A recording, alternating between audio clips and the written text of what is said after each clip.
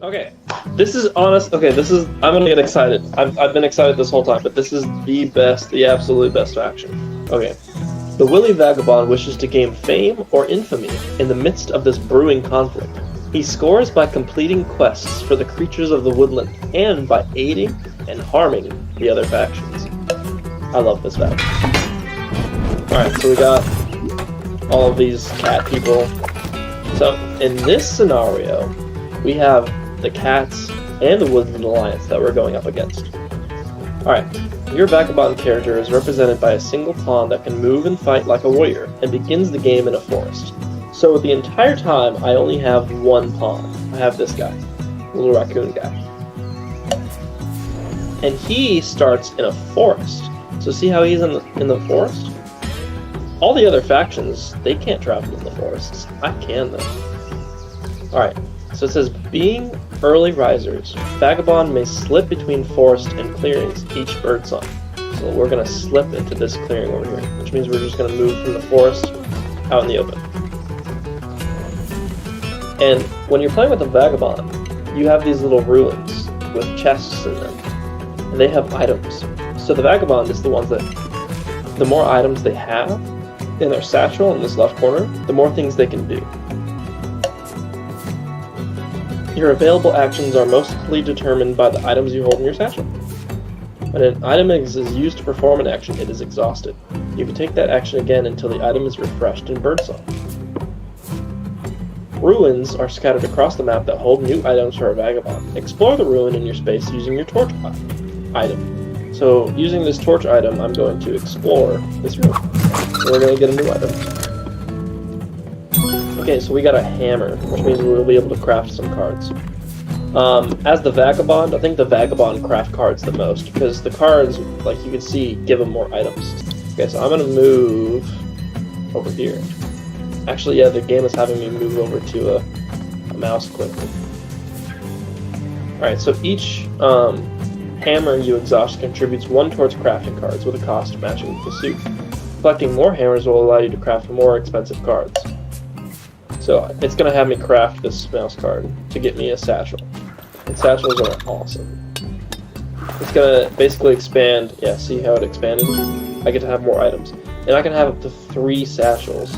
So I can have up to 12 items, I think. The number of items you can hold is limited by the 6 slots in your satchel. Each satchel you acquire increases the amount of standard items you can store in your satchel by 2. The satchel, coin, and teapot items don't take up room in your satchel and provide their effect automatically without needing to exhaust them.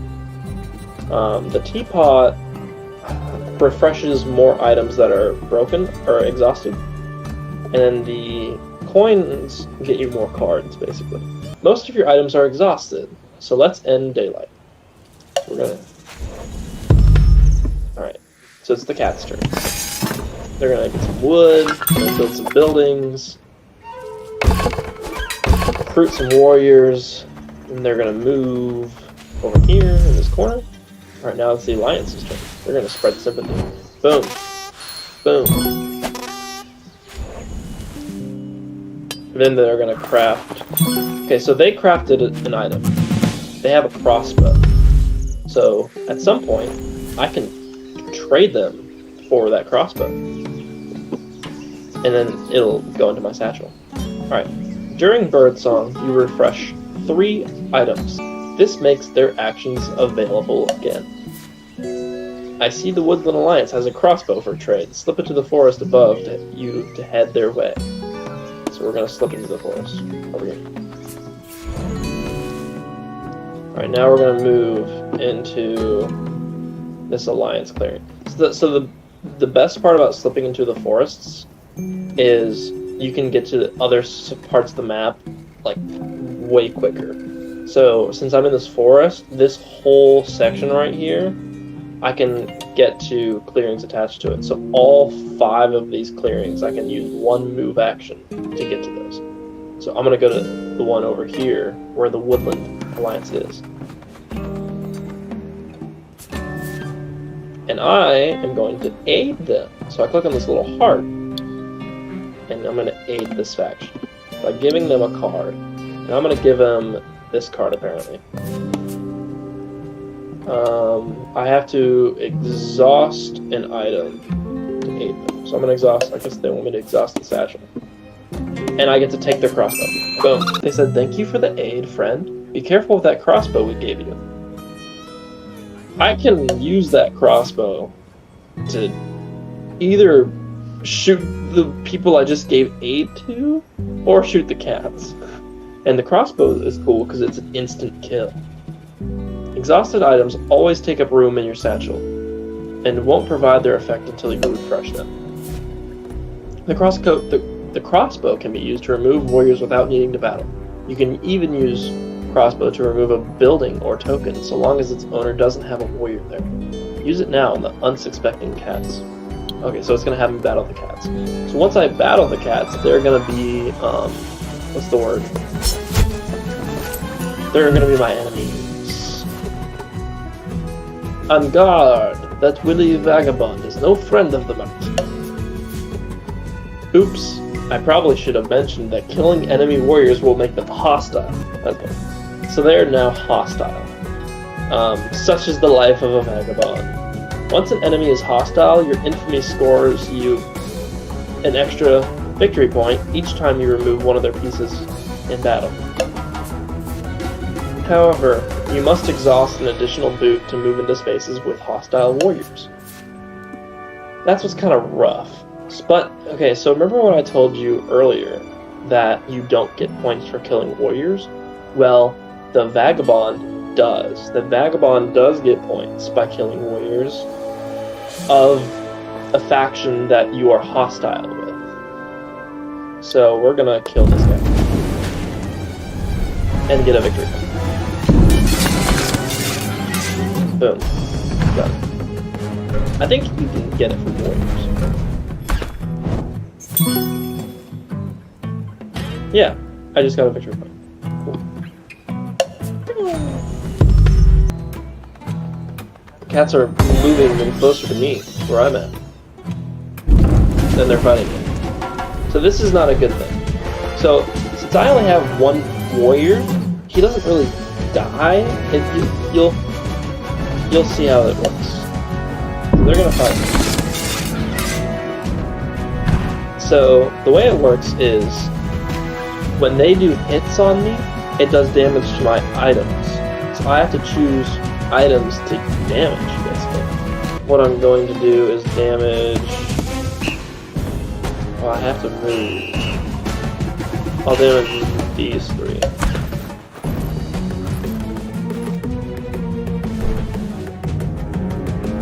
I did kill one of their guys, though. So that's how fighting works with a Vagabond. I never really die. I just, all my items get damaged. And see how they're crossed out? Now, there is a way to fix them. I have to slip into the forest and stay there for an entire turn. I basically just have to skip a turn to heal my items. Sometimes it is worth it, though, because if you have a lot of items that are damaged, you know, we're going to refresh these guys. I could choose to refresh one more. I'll refresh that, even though I can't use it because it's broken. Alright. Many of our items were damaged in your last battle and are useless until we repair them. Slipping to the forest lets you repair all your items during the evening and will protect you from being attacked on enemy turns. Yeah, because nobody can go into the forest. So I guess it wants me to slip into the forest. So we're going to go into the forest.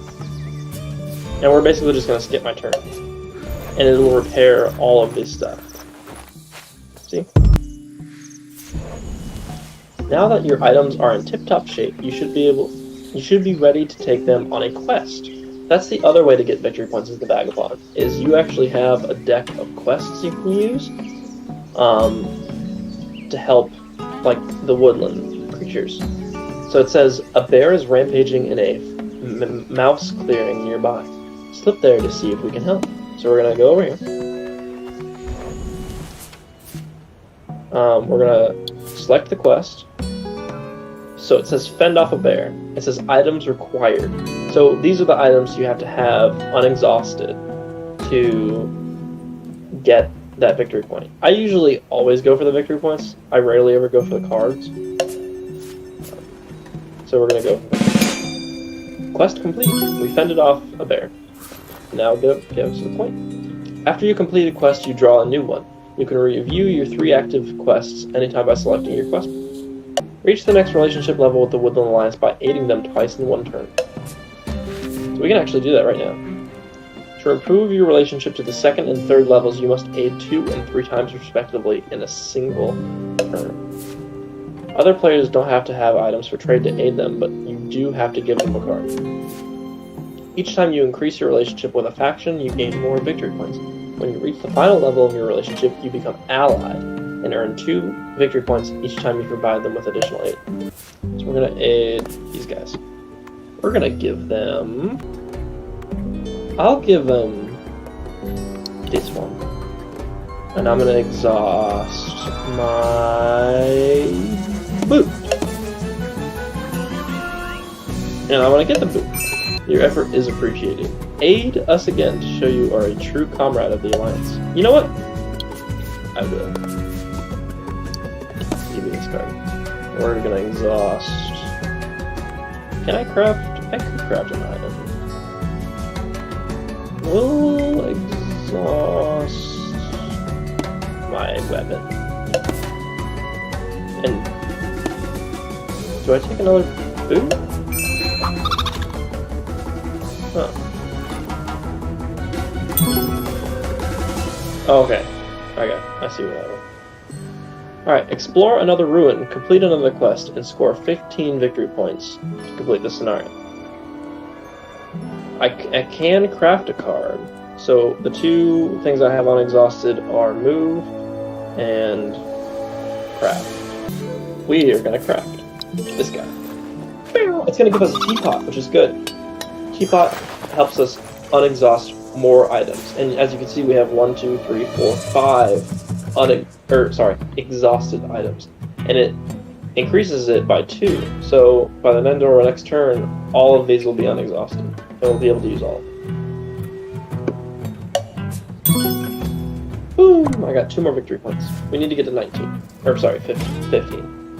So our goals is explore a ruin, complete a quest, get to 15 victory points, which is honestly not hard when they revolve.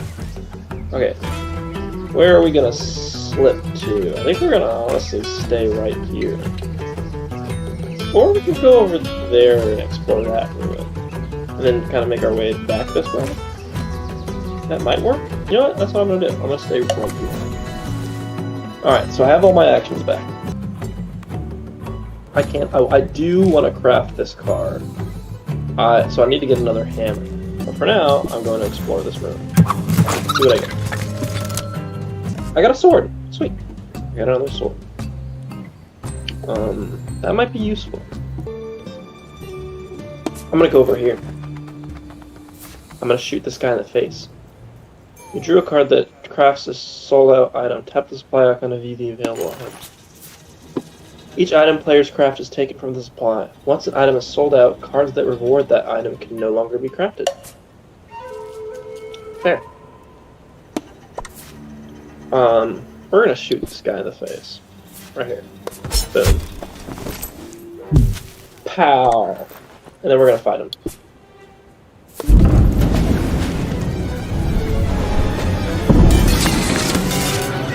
Oh, and nothing happens.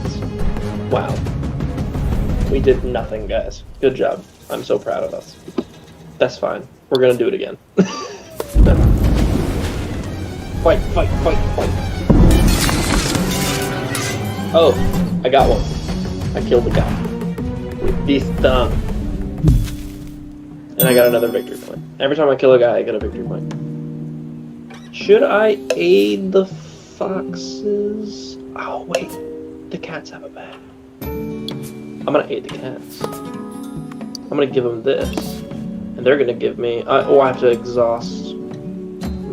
Let me exhaust this, because I haven't even used it. And I'm gonna take the bag. Boom. See, I can still take items from enemies. Okay, I got a new satchel, so I have more spots for items. Okay, so I get to choose 5 items to refresh. Definitely want that one. These 2. that one. Do I want to craft? I could craft that.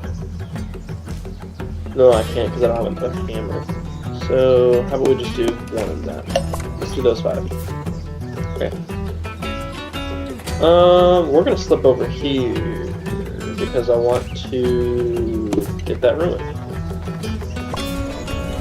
I'm not gonna fight them though. I don't want to do that. We're gonna explore this now. Ooh, I got another satchel. Sweet. So I'm like completely maxed out. I can get like so many items. You know what? I'm gonna fight these guys. Boom. Pow! I get another victory point, I think, right? No, I have to defeat them normally. So let's fight these guys.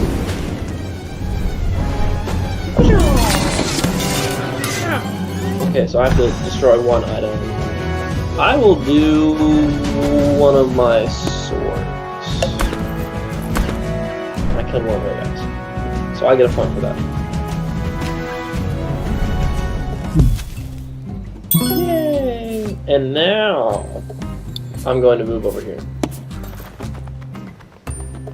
And then I'll be there for my next turn to quest there. I could aid, but he doesn't have any items and he's my enemy. I want to aid the William Alliance one more time because they have a teapot. But honestly, I'm not worried about that. Okay, they fight. Oh, they fight me. They're not me. Oh, I have to destroy 2 items. Okay. Crap. Let me look at my quest real quick. What items do I need? I need a torch, a hammer, or a boot and a satchel. Let me do the boot and the satchel. So I will get rid of. I'll get rid of a hammer, and I'll get rid of one of my satchels. I think I can afford that. I did kill their guys though. I think, do I still get a point for... No, I don't. I have to be the attacker to get a point for it. I get to refresh items. Let's do the 5 items that aren't damaged. But... okay. I'm gonna stay right where I am. Boom. And we are going to quest. Boom. Gain victory points. That'll give us 1 point.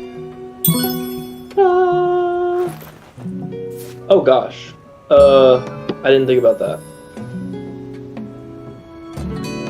So this little warning symbol is basically saying, hey, your satchel's full, you're gonna have to get rid of stuff. I only need 1 more victory point, and honestly, I'm gonna do it by shooting this guy. Bam! And fighting his defenseless territory. And then we'll get a victory point, and we'll boom! Oh, we got both of them! Because if it's defenseless, you get an extra hit. Oh yeah! I am the Master Command. Yes. Victory is mine. Alright, so that is all the tutorials of the base game of Root. Thank you guys for watching part 4 of our video tutorial series on Root. Go check out the other parts if you have not. And like and subscribe so you don't miss out. We are going to be playing this board game this Monday at about 6 p.m. on the actual board itself, so you'll be able to see how everything functions. And we'll get my friends to play the different factions, so it's going to be really fun. So don't miss out on that. And as always, thank you guys for watching.